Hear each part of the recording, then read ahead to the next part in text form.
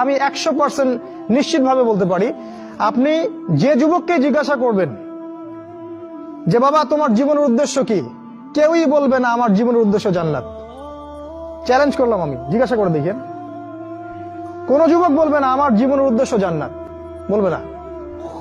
তার জীবনের উদ্দেশ্য চাকরি, অথবা একটা অ্যাফেয়ার, অথবা পলিটিক্যাল পাওয়ার, অথবা স্ট্যাটাস, অথবা জমি বাড়ি অথবা গাড়ি। কারণ সমাজ এবং পরিবার তাকে এটাই শিক্ষা দিয়েছে, নিজের পায়ে দাঁড়াতে হবে বাবা তোমাকে।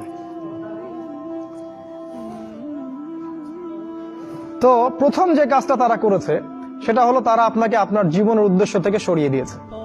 2 নাম্বার কাজ তারা যেটা করেছে সেটা হলো যে আপনার শারীরিক শক্তিটাকে তারা নষ্ট করেছে। প্রথমত, এখনকার যুবকদের শারীরিক শক্তি আর আমাদের চাচাদের শারীরিক শক্তির মধ্যে আকাশ পাতাল পার্থক্য আছে। এখানকার কোনো চাচার সাথে লড়াই করার ক্ষমতা তোমাদের নাই। তোমরা 3 জন মিলে একজন চাচার সাথে পারবা না ইনশাআল্লাহ, আমি বিশ্বাস করি এটা। আমার একজন আত্মীয় যিনি একটা প্রশাসনিক পদে আছেন, হার্ট স্ট্রোক করেছিলেন, আমি দেখতে গিয়েছিলাম। তিনি একসময় বাংলাদেশের পক্ষে অস্ত্র ধরেছিলেন। যখন একটা সীমান্তে লড়াই হয়েছিল বাংলাদেশের সাথে অন্য একটা নাফ নদীর ওখানে, তিনি বিডিআরে ছিলেন, যেটাকে আমরা বিডিআর বলি। আমি যখন তাকে দেখতে গিয়েছি, আমি বলেছিলাম যে না না, আপনি তো দুর্বল হয়ে যাচ্ছে।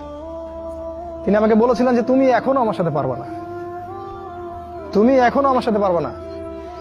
আগেকার মানুষদের যে শক্তি, ফিজিক্যাল স্ট্রেংথ, এটা তোমাদের মধ্যে নাই। তোমরা কি বুঝতে পারো? এটা ওরা করেছে। কিভাবে জানো?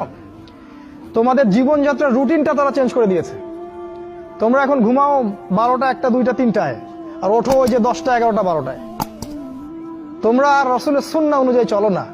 আমাদের চাচারা ঘুমাতেন 9টায়, ওই যে ভোর 4টায় উঠতেন, তাহাজ্জুদ পড়তেন, তারপরে নামাজ পড়তেন, মাঠে কাজ করতে যাইতেন। তাদের যে ফিজিক্যাল স্ট্রেংথ, এটা তোমাদের মধ্যে নাই। যদি আবারও মুক্তিযুদ্ধ হয়, তোমরা কিছুই করতে পারবে না দেশের জন্য। ওটা পেঁচার পরে লাভ নাই যে সোনার প্রজন্ম তৈরি করতেছে, এগুলা বোগাস কথাবার্তা। বিশ্বাস না হয় একটা মাঠে 10 পাক রাউন্ড দেওয়ান না সবাইকে, একটা মাঠে নিয়ে যান, 10 পাক দৌড়াতে লাগায় দেন, দেখেন কয়জন দৌড়াতে পারে। তোমাদের শারীরিক শক্তি ওরা নষ্ট করে দিয়েছে। এটা একটা, তোমাদের রুটিনটা ওরা চেঞ্জ করেছে। তোমাদের হাতে ধরিয়ে দিয়েছে smartphone, laptop, internet, Facebooking, YouTubing, সারা দিন সারা রাত ওই মোবাইলের পিছনেই বসে আছে। আমি শহরের ছেলে, তো আমি তো আরো ভালো জানি আপনাদের চাইতে। রাস্তায় হাঁটি, মাথা উপরে তুলে হাঁটে না, মাথা নিচের দিকে তুলেই হাঁটে। কার সাথে ধাক্কা লাগছে, কার সাথে কি হচ্ছে